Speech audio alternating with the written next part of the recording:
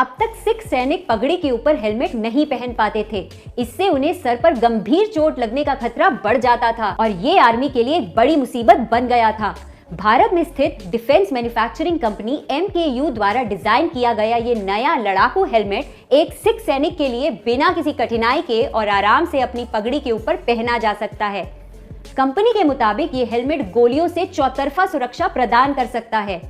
Helmet में अपनी तरह का पहला मल्टी एक्सेसरी माउंटिंग सिस्टम है जो हेड माउंटेड सेंसर और आधुनिक लड़ाकू उपकरण जैसे नाइट विजन गॉगल्स, हेलमेट पर कैमरे और संचार प्रणाली को सक्षम बनाता है। गाइस, MKU के द्वारा बनाए गए इस शानदार हेलमेट के बारे में आपका क्या कहना है? गाइस, आमतौर पर हम लोग ऐसे पासवर्ड्स इस्तेमाल करते हैं जिन्हें याद रखना हमारे लिए आसान हो, और यही हमारी सबसे बड़ी गलती भी है, क्योंकि आसानी से याद होने वाले पासवर्ड्स हैकर्स का काम आसान कर देते हैं।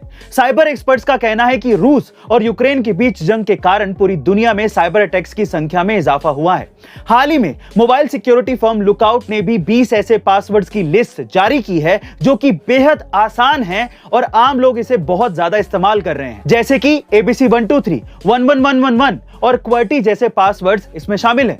इसमें एक और पासवर्ड है I love you, जो कि बहुत लोग इस्तेमाल करते हैं। दोस्तों, यदि आप भी किसी आसान पासवर्ड का इस्तेमाल कर रहे हैं तो आपका अकाउंट खतरे से खाली नहीं है। अपना पासवर्ड तुरंत चेंज कर लें। ट्रेन से सफर करने वालों के दिमाग में अक्सर ये सवाल आता है कि अगर इसी पटरी पर दूसरी ट्रेन आ जाए तो क्या होगा, क्योंकि ट्रेन की स्पीड इतनी ज्यादा होती है कि उसे कंट्रोल कर पाना बेहद मुश्किल होता है और इसी वजह से जान माल के नुकसान का खतरा सबसे ज्यादा होता है।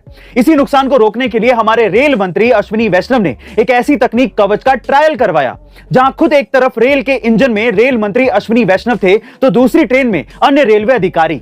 अब दोनों ट्रेन एक ही पटरी पर थी, दोनों के बीच की दूरी 380 मीटर थी और जैसे ही इससे आगे लोको पायलट ने ट्रेन बढ़ाने की कोशिश की, ट्रेन में सायरन बजने लगा। सबसे खास बात यह रही कि इसी निश्चित दूरी पर यानी कि 380 मीटर से पहले ही ट्रेन अपने आप रुक गई। मतलब यह हुआ कि कवच टेक्नोलॉजी से किसी भी स्थिति में अगर दो ट्रेन एक पटरी पर आ जाती हैं तो वो आपस में नहीं टकराएंगी। गाइस, ये हमारे देश और रेलवे डिपार्टमेंट के लिए एक बहुत बड़ी उपलब्धि है। आपका इसके बारे में क्या ख्याल है कमेंट सेक्शन में जरूर लिखिएगा और ऐसी अमेजिंग वीडियोस के लिए शेयर, सब्सक्राइब एंड लाइक। मिलते हैं अगली वीडियो में।